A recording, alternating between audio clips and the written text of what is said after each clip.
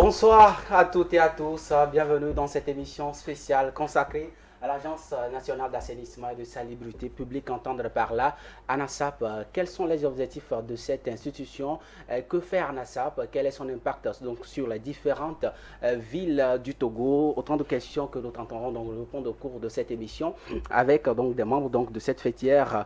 J'ai un plateau, Monsieur Tamakloué Kofi, il est directeur de communication de ANASAP. À mes côtés également, Monsieur Kao Nglani, chef bataillon, commandant de la brigade de salubrité publique de l'ANASAP. D'abord, à vous, Monsieur Kofi, bonsoir et bienvenue sur ce plateau. Bonsoir à tous les téléspectateurs de la TV2. D'accord. Merci déjà d'avoir accepté notre invitation. Alors, à mes côtés, Monsieur Kao Nglani, comme chef de bataillon. Bonsoir, Monsieur Kao. Merci d'avoir accepté notre invitation. Bonsoir, merci aussi à vous. Bonne émission à nous tous. D'accord. Allez, vous êtes là avec vous, messieurs. On va parler donc de l'ANASAP. Alors, avant bien sûr donc de parler de ce pourquoi vous êtes là, notamment donc ce décret signé donc le 20 février 2025 portant donc d'indigence sonore. On va parler un peu de l'historique donc de l'institution ANASAP. Déjà, qu'est-ce que c'est ANASAP, Monsieur Kofi? Merci beaucoup. Mais ce que nos téléspectateurs doivent retenir de la NASAP, c'est que c'est une agence qui a été créée par l'État. Donc, je peux dire que c'est une institution du gouvernement. Qu'est-ce que la NASAP fait? La NASAP est une agence qui a été créée en vue de lutter contre l'insalubrité dans un premier temps et d'améliorer même le système d'assainissement de la capitale, bien sûr, mais de toutes les autres villes du Togo, vu que nous avons une envergure nationale. Pour ce faire, qu'est-ce que nous faisons? Dans un premier temps, je vais me commencer par le lourd, c'est-à-dire le côté assainissement. Aujourd'hui, je pourrais dire que c'est nous qui sommes principalement en charge de tout ce qui est assainissement au niveau de la capitale.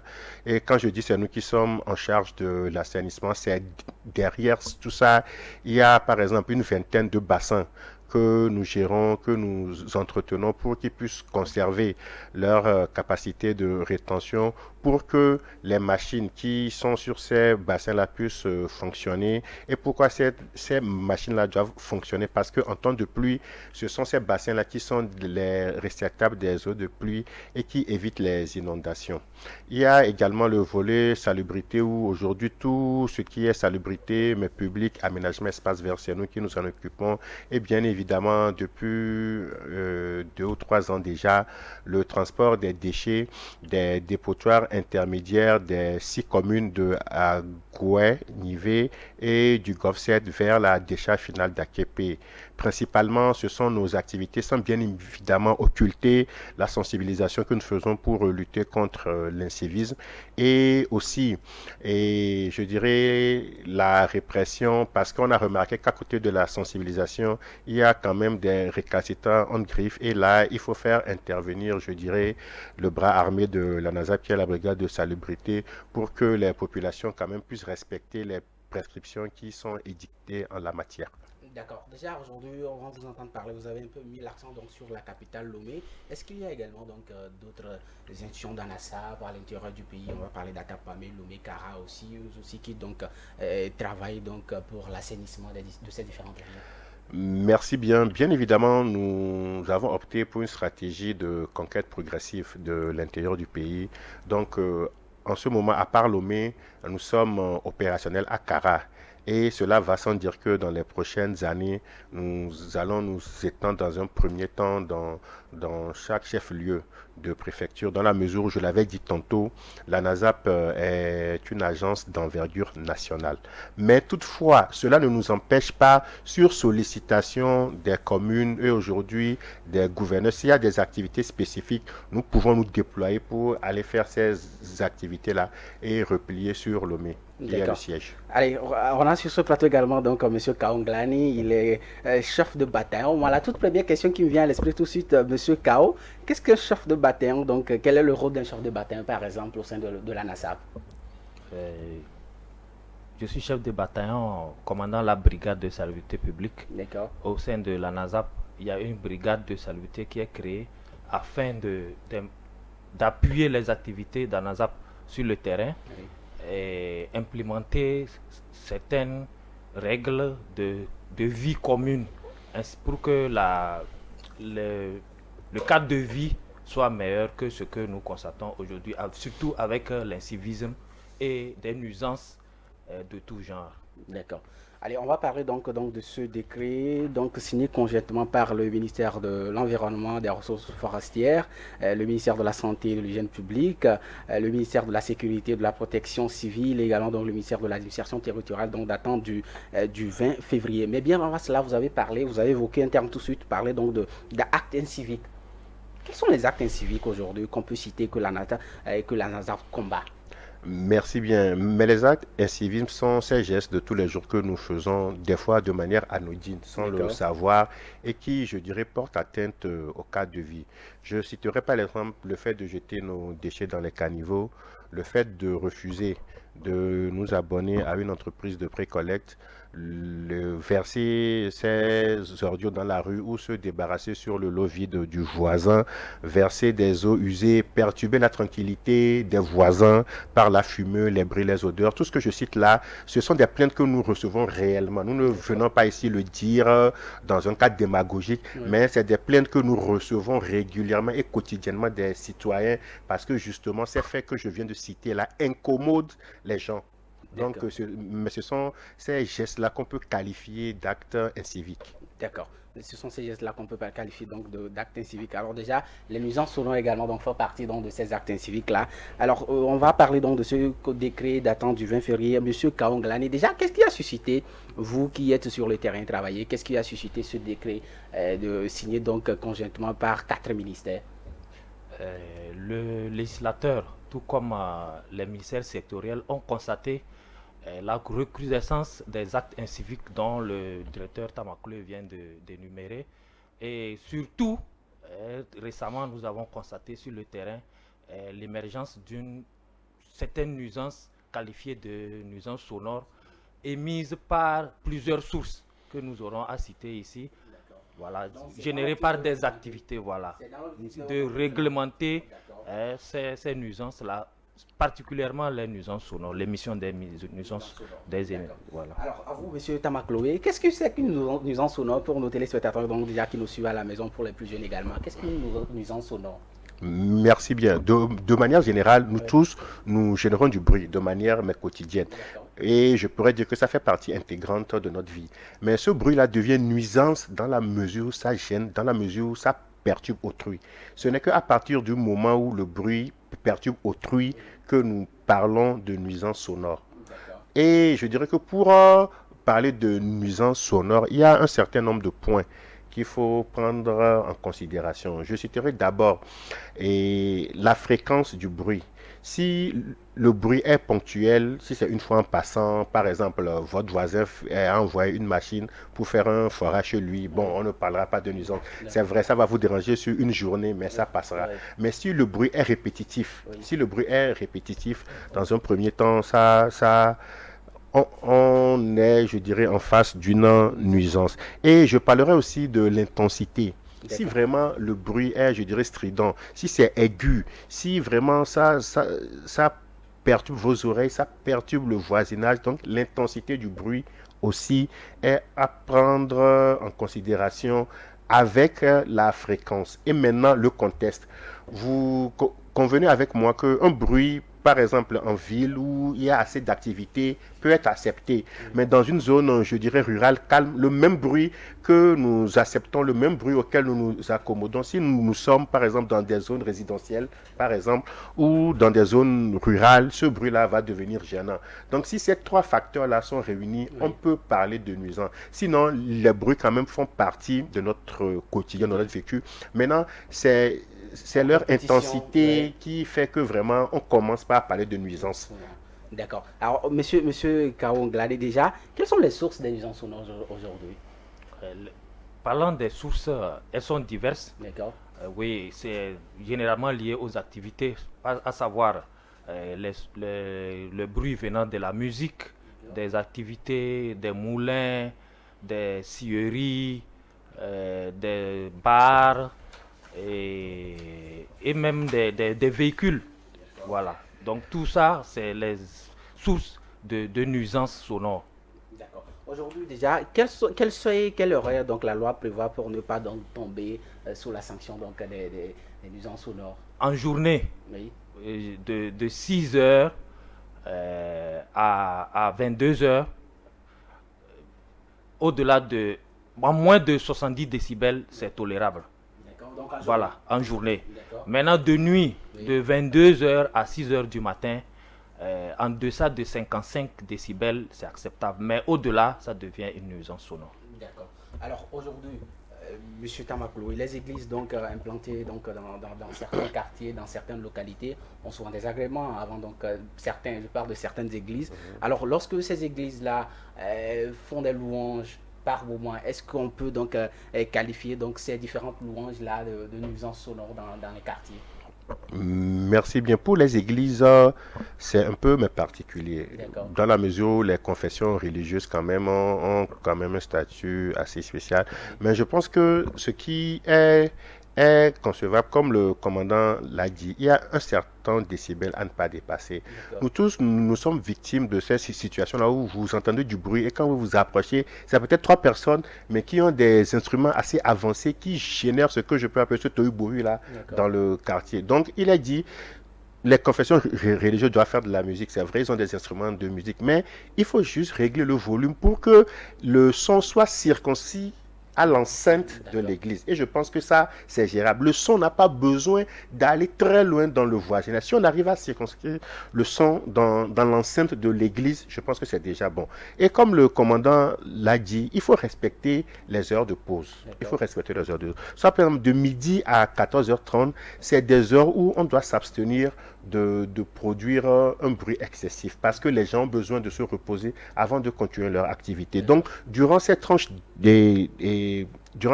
horaire-là, Oui. les bruits doivent normalement cesser ou du moins ne pas dépasser 70 décibels. C'est très important. D'accord. Monsieur Caro, quel regard aujourd'hui la loi porte également donc sur les différents moulins que nous avons dans nos quartiers qui peuvent écraser à tout moment à 13h, à 21h?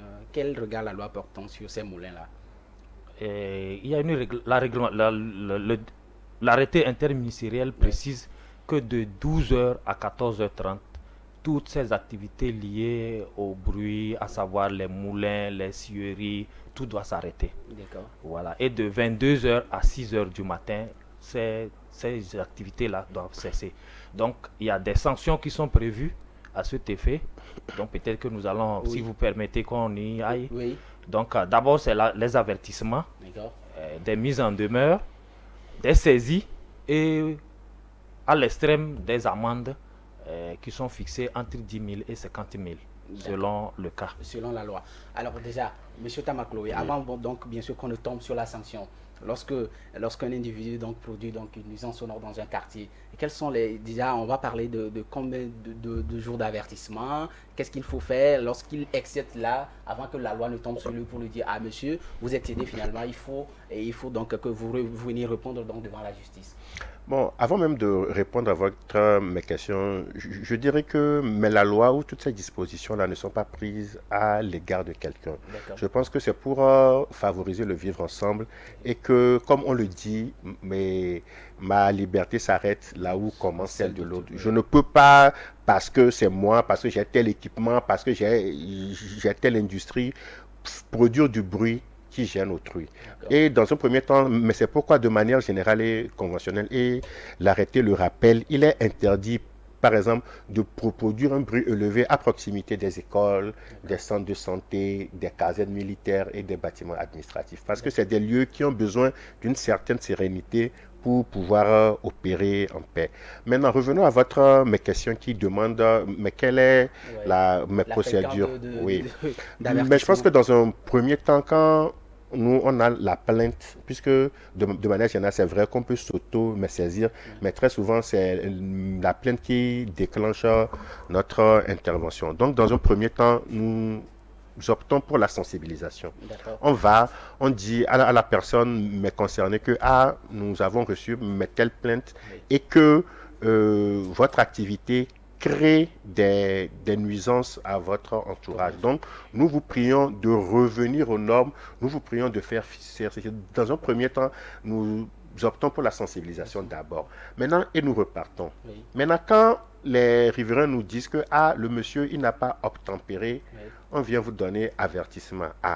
Vous avez 8 jours, vous avez 15 jours, vous avez tel nombre de jours pour vous Le saisir. conformer à ce que nous vous avons dit. D'accord. Et là aussi, il y a un délai d'observance. Maintenant, si on observe que malgré tout, Oui. on vous a relancé, on vous a sensibilisé, malgré tout, vous n'obtempérez pas, Oui. ce n'est qu'en ce moment-là que nous passons aux amendes. D'accord. Et il peut même y avoir des saisies de D'accord. vos équipements. Et ce n'est pas l'apanage du Togo, c'est des pratiques qu'on observe dans toutes les villes. Il peut y avoir saisie de vos équipements, notamment si c'est des équipements de musique. Et maintenant, s'il le faut, si les forces de l'ordre met le juge nécessaire, on peut maintenant vous infliger des amendes. Des amendes. Et là, vous payez. D'accord. Alors, Monsieur Kaounglani, aujourd'hui, est-ce que dans un quartier, je ne sais pas, un bar qui vraiment excède, joue à hauteur la musique à longueur de journée comme la nuit, si les riverains ne viennent pas se plaindre à votre niveau, si ce sont vos agents donc sur le terrain qui constatent et vont, et après, vous revenez constater que ça continue, mais les riverains ne sont jamais venus se plaindre auprès de vous, est-ce que vous pouvez agir dans ce sens? Merci. Je voulais d'abord faire 2 précisions. D'accord. La première précision est que cet arrêté interministériel d'abord ne concerne pas les activités militaires et paramilitaires D'accord. qui génèrent du bruit, quoi qu'on le dise, D'accord. dans certaines circonstances. Oui. Et le deuxième, comment appelle-t-on la deuxième précision que je voulais faire, c'est que concernant les lieux de culte, Oui. c'est uniquement La direction des cultes. voilà, la direction des cultes Oui. et les gouvernorats, les préfectures et les mairies qui sont censés intervenir. Les forces de l'ordre, à savoir les forces de défense et de sécurité, n'interviennent dans les lieux de culte que sur réquisition de ces autorités que je viens d'énumérer. Donc ce cas particulier des lieux de culte est à préciser. C'est vrai que c'est aujourd'hui des sources de nuisances sonores, à vrai dire. Je peux dire même, si à catégoriser, c'est la première catégorie, il faut aller. Donc venant à la question de savoir est-ce que mes agents peuvent s'auto-saisir, effectivement nous le faisons sur le terrain. Nous faisons des patrouilles. Nous sommes une brigade composée de gendarmes, de policiers, des officiers de police judiciaire qui sont habilités à pouvoir qualifier, ils sont à même de pouvoir qualifier une nuisance sonore. Et aujourd'hui, il y a un instrument qui permet de mesurer et aller dans la précision pour vraiment dire que effectivement nous sommes en présence d'une nuisance sonore. Donc nous avons la capacité de pouvoir nous auto-saisir lors de nos patrouilles, de nos visites, de constats ou bien de nos visites de comment l'appelle-t-on, de suivi. D'accord. Voilà, comme le directeur l'a dit, peut-être nous avons reçu une plainte, d'accord, nous allons sur le terrain. Mais en allant sur le terrain, peut-être que nous pouvons constater un autre cas. Et donc automatiquement, nous nous auto-saisissons. Merci. Alors aujourd'hui, Monsieur Tamakloé, est-ce que vous allez donc à l'endroit envers donc toutes ces populations-là, que ce soit ces églises, les propriétaires de bars, pour les sensibiliser, leur parler donc par rapport, est-ce qu'on ne reste pas forcément lorsqu'il excède avant de venir donc l'avertir, après avant donc de venir donc saisir, ou est-ce que vous allez d'abord vers ces messieurs-là donc les sensibiliser d'abord? L'émission de ce après-midi, vos sensibilisations. D'accord. Mais ce n'est pas la première que nous avons commencé. Durant toute l'année, nous allons faire des émissions, nous allons faire des spots pour sensibiliser l'opinion sur ces nouvelles dispositions. C'est bien vrai qu'on dit nul n'est censé ignorer la loi, c'est bien vrai. Mais le directeur général de la NASAP nous a instruit vraiment de procéder à une large campagne de sensibilisation pour que le plus grand nombre de personnes puissent être touchées, pour qu'après, mais les gens ne viennent pas dire que nous n'étions pas au courant.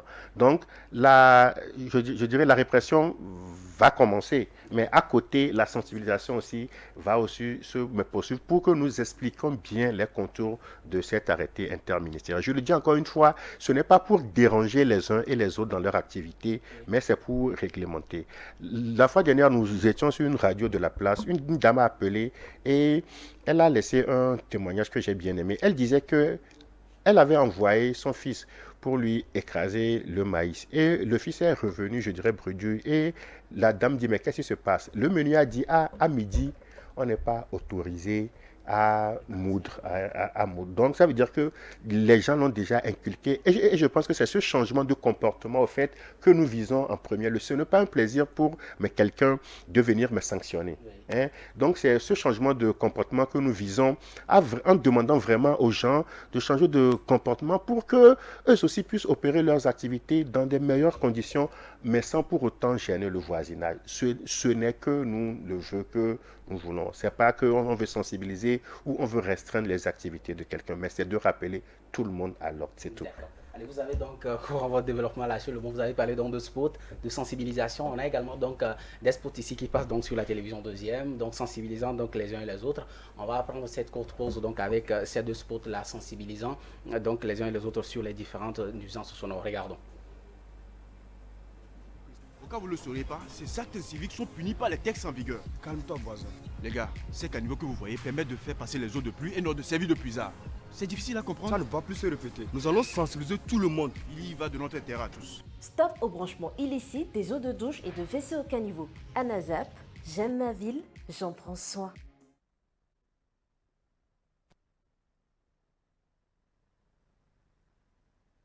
Merci donc toute la régie pour cet élément donc que nous venons de prendre. Alors déjà, aujourd'hui, lorsqu'on parle de nuisance sonore, mais la NASAP ne sanctionne pas ou ne sensibilise pas que sur les nuisances sonores. On a aussi donc les déchets dans nos villes. Quelles sont aussi les actions donc de ANASAP pour donc réduire justement donc ces actes inciviques là que nous constatons aujourd'hui dans nos différentes villes? Mes actions de la NASAP et je dirais par extension les actions du gouvernement, c'est d'abord de mettre en place un schéma de gestion des déchets assez fluide, assez opérationnel pour que les déchets ne se retrouvent pas dans la rue et dans les quartiers. Ce qui signifie qu'aujourd'hui, les mairies s'occupent de ramasser les déchets de nos maisons vers un centre de transit intermédiaire. De là, la NASAP dans les communes d'Aguenivé et dans le Grand 5 intervient. Mais cela suppose que dans un premier temps, il faut que nous-mêmes nous fassions l'effort de nous abonner à la précollecte. Parce qu'aujourd'hui, il y a beaucoup de gens qui refusent de s'abonner à la précollecte et préfèrent faire un trou pour se débarrasser des déchets ou le verser dans les caniveaux, dans les bassins d'orage, etc., etc. Ces gestes-là, je le dis encore une fois, ce sont des gestes qui sont à proscrire et je prie les téléspectateurs de nous aider, nous tous, à pouvoir changer cette donne. Parce que quand il y a les déchets dans une zone, c'est vous-même, les habitants de cette zone-là, qui serez sujets à des maladies liées à l'insalubrité, notamment le choléra, la dysenterie, la fièvre jaune, le tétanos, etc. N'oublions pas qu'en début d'année, nous avions eu des cas graves de choléra dans certains quartiers de Lomé. Et quand vous allez dans ces zones-là, c'est des zones franchement où l'insalubrité règne. Mais donc, en nous abonnant à la pré-collecte, nous garantissons nous-mêmes notre santé dans un premier temps. Et après, maintenant, nous, les sensibilisations que nous faisons ne viennent qu'en appui. La NASAP donne également la possibilité à tout citoyen de se plaindre. Quand vous voyez qu'il y a des choses qui vous incommodent, vous avez la possibilité de nous appeler directement 22 50 0017. Nous avons une ligne verte, le 82 04. Vous pouvez même nous écrire sur TikTok et nous envoyer des photos. Vous pouvez nous écrire sur Facebook si vous voulez. Vous pouvez nous écrire sur LinkedIn. Vous pouvez nous écrire sur Twitter. Donc aujourd'hui, on a essayé quand même de mettre en place des outils légers, des outils numériques pour que tout le monde ait cette facilité-là de saisir la NASAP sans que l'on ne rentre dans des carcans d'administration, mais qui sont lourds. Donc aujourd'hui, nous avons mis tous les outils en place pour que les gens qui se sentent incommodés ou qui veulent dénoncer une situation viennent chez nous. Vous pouvez aussi venir en physique nous saisir. Donc aujourd'hui, il y a une palette d'outils que sur instruction du directeur général de la NASAP, nous avons mis à la disposition de la population togolaise pour pouvoir nous aider à mettre en place quand même un cadre de vie propre. Monsieur Kaonglani, je sais que cette histoire de nuisance sonore vous tient à cœur. Aujourd'hui, donc, pour ces jeunes téléspectateurs ou ces téléspectateurs qui nous suivent, promoteurs de bars ou religieux qui nous suivent, qu'est-ce qu'il faut faire pour ne pas donc tomber sous l'effet de la sanction de la loi? L'arrêté a été clair là-dessus. Oui. D'abord, si c'est une activité qui nécessite vraiment d'émettre du bruit, Oui. C'est de respecter les créneaux horaires. Oui. Voilà, et ensuite l'intensité du son, à savoir 110 décibels en journée et moins de 55 décibels la nuit. Au-delà de ça, c'est quand même aussi de respecter certaines notions basiques, voilà, de citoyenneté. Et parlant de la citoyenneté, si vous me permettez, dans l'exposé du directeur, il y a un aspect aussi de savoir vivre que les populations aussi négligent, à savoir le rejet des eaux usées dans des caniveaux et surtout le fait de faire des branchements illicites des WC douches, des sanitaires directement dans les caniveaux ou bien dans les bassins d'orage. C'est source d'incivisme et cela ne permet pas. Ça nuit à la santé publique en général.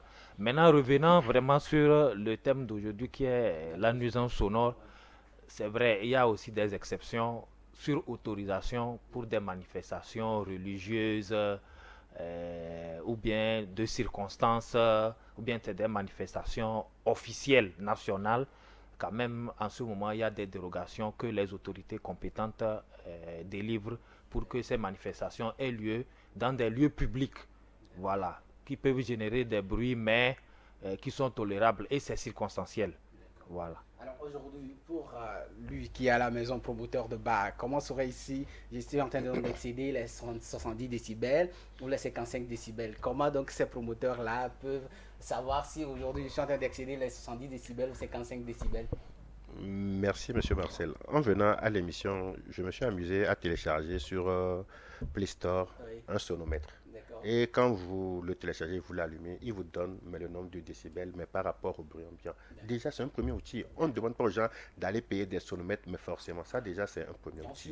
Déjà le téléphone, oui, sur Play Store, il y a beaucoup d'applications qui vous permettent au moins d'avoir une idée du décibel que vous émettez. Nonobstant ça, on dit souvent, ne faites pas à autrui ce que vous ne souhaitez pas qu'on vous fasse. C'est comme le commandant l'a dit, ces simples règles de savoir-vivre là, ça peut déjà nous guider. Mais les gens me confondent aussi bar et puis nightclub. Un bar, c'est quelque part où je viens, je prends de la boisson avec une musique douce qui agrémente. Mais c'est quand la musique devient tonitruante, c'est quand les décibels sont élevés que ça devient compliqué. Maintenant, si vous avez un nightclub, on sait que vous avez un nightclub. Mais de manière générale, dans les normes, un nightclub doit être insonorisé, comme ce studio-là, il est insonorisé.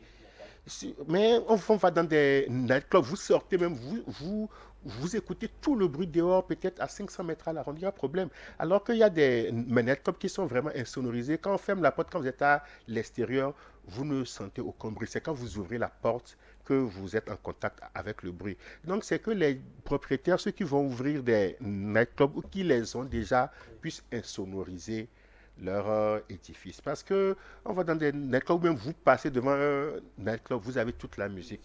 Mais les bars, ils n'ont qu'à se conformer. Ce n'est pas un bar dancing.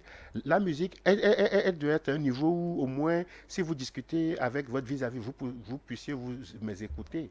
Moi, je pense que c'est ces béabas-là que nous allons essayer, nous tous, d'observer. Si nous voulons danser, allons dans les nightclubs pour danser. Mais les bars, a priori, qui sont même déjà situés sur mes espaces, mais publics, ne sont pas des heures de dancing quand même. D'accord. Oui. Allez, avant bien sûr de prendre la seconde vidéo où donc le monsieur Kaunglani a souligné donc les branchements illicites, on a un élément. Je rappelle que donc pour toutes les informations sur donc la NASA, vous faites tout simplement le 8204, c'est le numéro vert disponible. Il est disponible 24 heures sur 24. Non, aux heures ouvrables, aux heures et jours ouvrables. D'accord, aux heures et jours ouvrables. Donc vous faites tout simplement le 8204. On a tout de suite parlé donc de branchements illicites. On prend la seconde vidéo. La seconde vidéo qui nous sensibilise un peu sur donc, les branchements illicites. Regardons. Subhanallah. En quoi ça vous dérange, madame? Vous n'êtes pas agent de maire ou de la NASA? Tu veux que je passe par où? Sur la chaussée peut-être? Tu veux qu'on m'écrase? Mais madame, vous êtes tout compliqué. Hein? Tu vois ces étalages-là? Les garages, les ateliers, tout au long des voies et des domaines publics. Ce sont des dangers liés aux accidents de circulation. C'est compris, madame. On va remédier à cela. Ramassez tout ça. Oh. Mais madame, qu'est-ce que vous faites? Arrêtez. Ça suffit, sinon j'appelle la police. Et pourquoi tu n'appellerais pas la mairie? Comme ça, tu profites pour leur expliquer pourquoi tu occupes le trottoir tout seul avec tes marchandises. Subhanallah. En quoi ça vous dérange, madame? Vous n'êtes pas agent de mairie ou de la NASA? Tu veux que je passe par où? Sur la chaussée peut-être? Ah, tu veux qu'on m'écrase? Mais madame, vous êtes tout compliqué. Hein? Tu vois ces étalages-là? Les garages, les ateliers, tout au long des voies et des domaines publics. Ce sont des dangers liés aux accidents de circulation. C'est compris, madame. On va remédier à cela. Ramasser tout ça. Oh. Moussa. L'occupation anarchique des espaces publics est un encombrement qui nuit à la mobilité. ANAZAP, j'aime ma ville, j'en prends soin.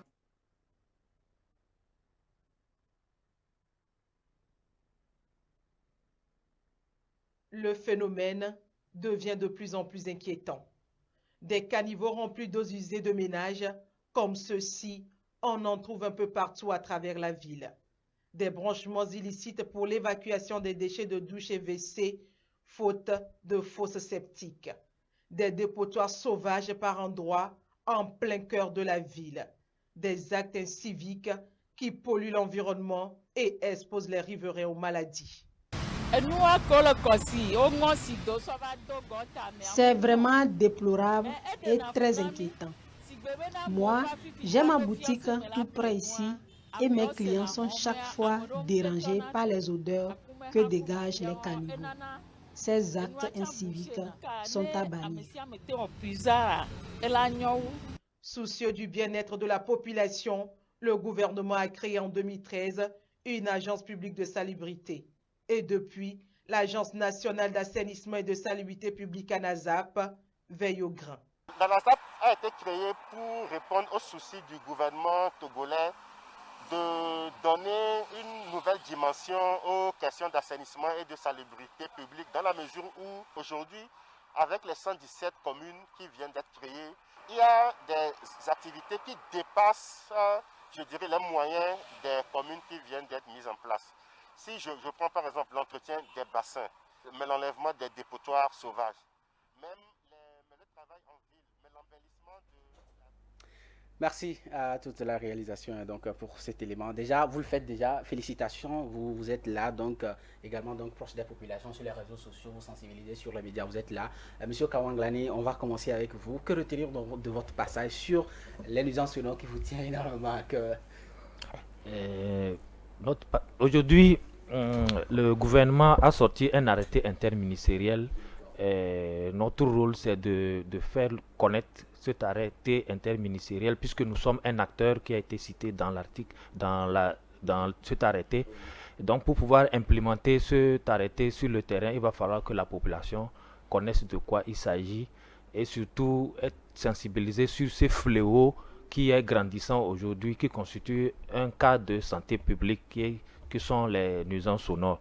Donc c'est un appel que nous lançons à tous les acteurs de la vie socio-économique de modérer leur émission de son dans le quotidien, dans leurs activités, pour qu'un meilleur vivre ensemble soit de mise et qu'on ait un meilleur cadre de vie au niveau de la population. D'accord, merci beaucoup. Alors, M. Tamakloé, qu'est-ce qu'il faut retenir? Ce qu'il faut retenir, c'est que je sais que beaucoup de gens sont intéressés par les nuisances générées par les lieux de culte. C'est vrai que, comme le commandant l'a dit, nous gérons les autres types de nuisances, mais pour les lieux de culte, ce n'est que les préfectures, les gouvernorats, les mairies et la direction des cultes, bien évidemment, qui reçoivent les plaintes et qui peuvent requérir la force publique pour le faire. Je vous l'avais dit, c'est assez délicat. Pour clore, je dirais que nous qui sommes émetteurs de bruit intensif, je pense qu'il faut juste nous comporter en bon père de famille.